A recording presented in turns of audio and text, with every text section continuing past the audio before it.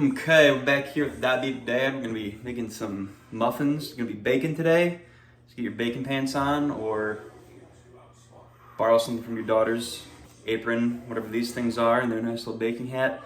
If you're as hairy as I am, you're not wearing long sleeves, you wanna pick whatever these things are up. So what we're gonna go through here quickly is just some of the utensils we're gonna use. We're gonna use a 12 muffin or cupcake baking tray. We're gonna use a large mixing bowl and a medium-ish mixing bowl. We're gonna use a couple of different measuring devices here. A quarter cup, I actually got two different versions of it, one for the dry stuff, one for the wet stuff. Can never have enough measuring cups, I've learned. We're gonna look at some teaspoons here, quarter teaspoon, half teaspoon, full teaspoon. We're gonna use a lot of teaspoon measures. We'll be using this here, larger measuring cup for a couple different ingredients actually. Got a strainer, got a grater. We're gonna grate up some vegetables, and we're gonna use a blender. A lot of fun stuff here to go through as we make some zucchini muffins. These zucchini muffins, chocolate zucchini muffins, are coming from an old standby here, the Diabetes Cookbook and Meal Plan for the Newly Diagnosed by Lori Zanini, registered dietitian. Some great recipes in here. My wife's looking at me right now. She's laughing. She knows because she's tried them. These muffins are a staple. They're great if you want to have something for breakfast, real quick on the go. They're great if you want to have a little snack in the day. They're great if you want to have a dessert and not feel too guilty or see your glucose levels go way out of whack. And so we're going to go through and make these. They are gluten-free, vegetarian, and nut-free, according to the description there. I'm going to throw some nuts in there, as you'll see, so they're not really nut-free. But, yeah. Hope you enjoyed this one. Oh my gosh, you can't do that on videos. All right, so we're gonna be making a wet mixture and a dry mixture here for these zucchini muffins. The first thing we're gonna do is grate up this here zucchini. I find that like a medium size is just about perfect. We need a cup and a half of grated zucchini, maybe two smaller ones, maybe half to 3/4 of a bigger one. Again, my wife's laughing at me because this is a fairly decent sized zucchini. And then we're also going to, so what we'll do here is we'll get this grated up, then we gotta press all the liquid out. Zucchini is a very wet vegetable. It has a lot of liquids in it, and so that's what this strainer is for. We're gonna get some paper towels and just punch that zucchini and get the liquids drained out. Once those are drained out, we're gonna mix it with some vanilla extract, a little bit of coconut oil, a little bit of honey, and this egg, and some unsweetened applesauce, and that's going to create the wet part of our mixture. The oven just got turned on, preheat to 350. We're gonna spray down this here baking pan. And then the dry mixture is pretty fun. We're gonna get some old-fashioned rolled oats. We're gonna throw these in the blender, a cup and a half. So we'll do these first. You wanna do the dry first in the measuring cup and then the wet. Otherwise the dry stuff will just stick in there and it becomes a little bit of a pain. Some rolled oats. Basically we're gonna make our own flour here. And then we're going to put in some cinnamon and some baking powder, and that's going to be our dry mixture. I'm also going to choose to add 1 serving of this Isopure unflavored protein, just to add a little bit more protein, 25 grams per serving. So, you know, there's 12 of them divided by 12, so what is that, 2 grams of extra protein in there.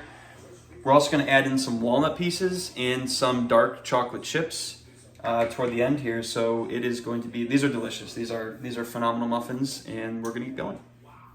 You wanna make sure this baking tray is well greased up because if not, these things are gonna stick, and then it's gonna be a real pain to get them out.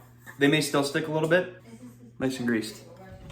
All right, so you'll notice when you look at one of these vegetable graters, cheese graters, there are a lot of different options here that you can choose from as far as size goes. Again, the zucchini is a very juicy vegetable. It's also a very easy vegetable to grow in a garden if you want to start your own garden. They grow like weeds. You're gonna have more zucchinis than you're gonna know what to do with.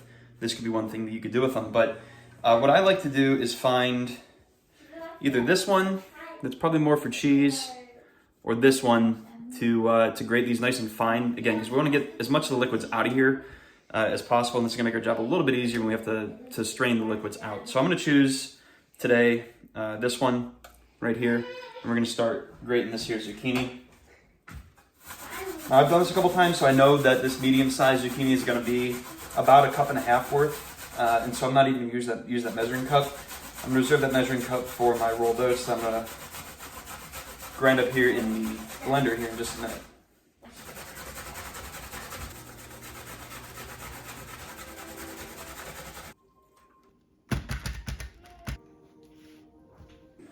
So we're gonna put this zucchini in the strainer now. Just kind of let it naturally ooze out some of the liquid. You can kind of see just how wet this is. It's dripping. You literally see the drips coming out. And so it'll continue to drip as it's in this colander here. And then I'm gonna continue to press it once we get closer to the time where we need to use this in the actual baking. Rolled oat time. So we're gonna be using these Bob's Red Mill old-fashioned rolled oats, organic, gluten-free, about as hipster as you can get. Bob's Red Mill was one of the original whole food type brands way back when, an employee-owned company. Pretty neat story. Bob actually passed away relatively recently, but easy to find these. They're in most large grocery stores. You can also use regular old-fashioned rolled oats. I like to get these because, again, as far as sugar content, fiber content, carb content, all the rest, they seem to be a little bit above.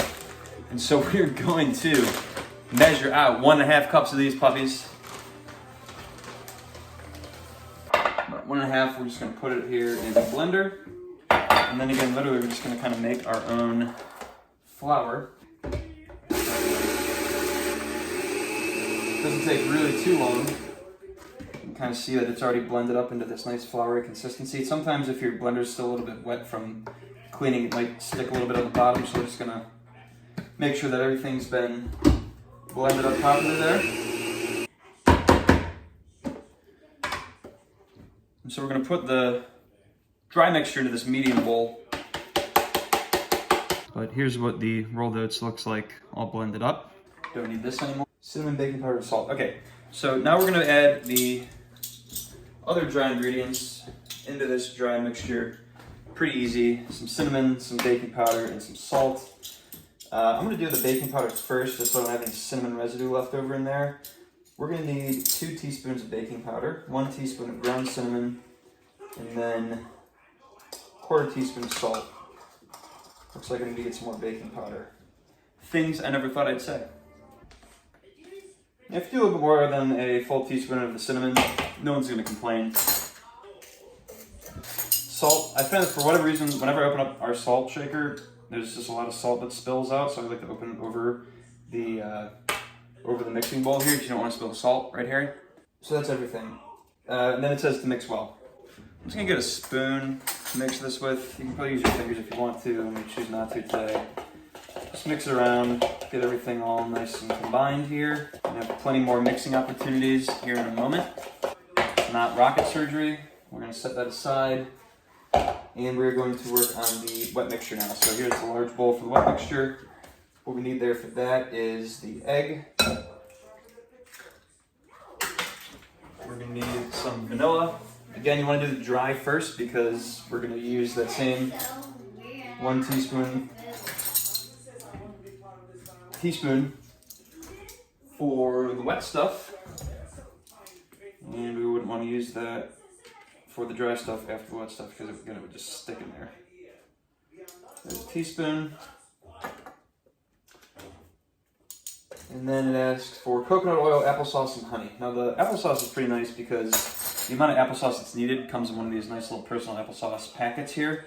So we just dump that in. No problem. Now, if you're like me and you read that you need a 1/4 cup of coconut oil and a 1/4 cup of honey, and you're like, okay, let's do the honey first, you're gonna realize that's a mistake because the honey sticks in here. It doesn't really come out very smoothly, whereas if you put the coconut oil in first, it kind of greases up the measuring cup. So you put the coconut oil in, you put the honey in, and we're gonna look at this when it's done. You're not gonna see a trace of any honey in there. It's pretty cool. So coconut oil, shockingly, is incredibly expensive. And it does come into a lot of recipes that we'll be using here as we bake. You may be wondering, honey, is that good for somebody with diabetes? Isn't honey just sugar? It is. It's naturally occurring sugar, though. It's a complex carb, and so it's gonna be a lot healthier than any sort of an added sugar. So as you can see here, there's literally no trace of honey inside of the cup. Pretty nice. And we've got our wet mixture. Egg, vanilla, coconut oil, applesauce, honey, stir that to combine. We're gonna get a whisk out to do that. And then it's going to say to press the zucchini into the colander, get all those juices out. We're going to add the zucchini into the wet mixture. Once that's all combined, we're going to add the dry mixture in. We're going to fold in the chocolate chips. We're going to fold in the walnuts. We'll put in the protein powder. See, I already forgot to do that. Put in the protein powder and the dry stuff before we do that. And then it's just going to get scooped into the baking tray, go into the oven, and we'll have some muffins.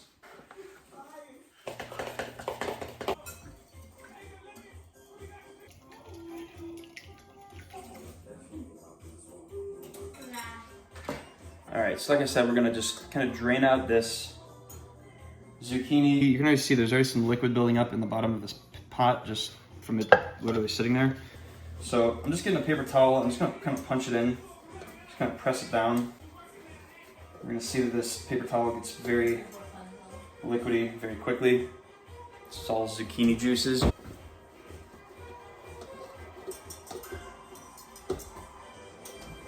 that one more time. We're probably in pretty good shape as far as the zucchini is concerned, so we'll add that into our wet mixture. Dump her in, and mix it up. We get it nice and combined, as you can see. And then we're going to start to add the dry stuff. We're going to slowly add it and mix it as we're adding. You want to mix this together until there's no dry remaining. And as we mix it in, you're going to start to see some of that powdery stuff get consumed. What kind of looks like cookie dough, and frankly, it tastes very good. Again, it has honey in it. It has cinnamon. It has some whole oats, vanilla. The zucchini, you can't really taste the zucchini. That's one of the nice things about it too, is that it's there. It's healthy for you. Don't even really taste it. All right, we get a spatula out. What we're going to do now is fold in these nuts and fold in this chocolate chip. So basically, just going to kind of sprinkle those over half the side. And then, if this isn't folding, I don't know, but it's just you kind of take your spatula and you just go back and forth and fold it in. That's my interpretation of what folding is. It seems to work up so far. And so, you don't really want to spin it around. You just kind of want to go back and forth a little bit, get a nice even amount. There you go. You can lick the spatula if you want to. I'm not going to condone that because there's obviously raw egg there, but it is good. I will be licking this when it's all done. All right, we bring our muffin tin over. Going to repurpose one of these measuring devices here, this 1/4 cup. One's already had some wet stuff in it. We're just going to scoop and dump. Better to do it a little bit under, a little bit less than maybe you'll end up needing ultimately, instead of shooting your wad and putting too much in and not having enough to have a nice even 12 muffins. I found about 1/4 cup is about what we're looking for with this recipe across the board. And so this should work out pretty evenly. Oven's 350. We're going to throw this puppy in. It says anywhere between 16 and 18 minutes. I'm going to throw it in for 17. Usually that works. I let it sit for maybe another 30 seconds or so before I take it out. We'll put a toothpick in here to kind of pull it out and see if it's wet or gooey. That means we need to keep it in there for a little bit longer. If it comes out dry, we're golden. Okay, back. About to pull the muffins out of the oven. Oh, except somebody just decided to make popcorn while my timer was on. No, it was 6 minutes and 30 seconds. That's how much was left, or that's how much? It was on 9, and then I just made popcorn. She's an accountant, so we're gonna trust her. Muffin it. Timer just went off for real this time. We're gonna get these muffins out of the oven. Not a Texas Longhorn fan. Oh man, when you reach into an oven, always just hits you. Here we go. Look pretty good. We're gonna go see if they pass the toothpick test over here. All right, so these muffins have come out of the oven. We're gonna do the toothpick test now. What we're looking to see here really is just to make sure that there's no wet, sticky residue coming off the toothpick. See how these all turned out. Some of them are a little bigger than others. It's just the way of the world. Obviously, there might be some chocolate from the chocolate chip. That's to be expected. But as long as this is relatively clean, and so far we are 5 for 5, 6 for 6, 7 for 7, 8 for 8. You're just looking for like a little bit of batter to come off on this. None of it's coming. This is the littlest one. Of course, nothing's going to come there with some chocolate. 11 for 11, 12 for 12. Perfect. So what would that take, 20 minutes maybe? You've got a whole week's worth of snacks, desserts, breakfast on the go, delicious muffins. This is one of the things that the whole family really will actually enjoy, assuming they like nuts. And if they don't, then just make them without nuts. We're gonna let these cool off, but otherwise, that's it for the chocolate zucchini muffins. Hope you like them, let me know. All right, we're going to see how these muffins turned out. We're going to try to get them out of this baking tray without much effort. Got a knife here, just gonna kind of get in there. If it's a little bit stuck, all you want to do is kind of cut very lightly around the edges and pop it out. Take a quick little bite. Pretty good. Fantastic. That's what it looks like inside. Dessert tonight. Breakfast tomorrow. Snack next day. Rinse, wash, repeat. Otherwise, the only thing I have to say is, what did the right eye say to the left eye? Between you and me, something smells. And it smells pretty good in this kitchen, I have to say. See you next time.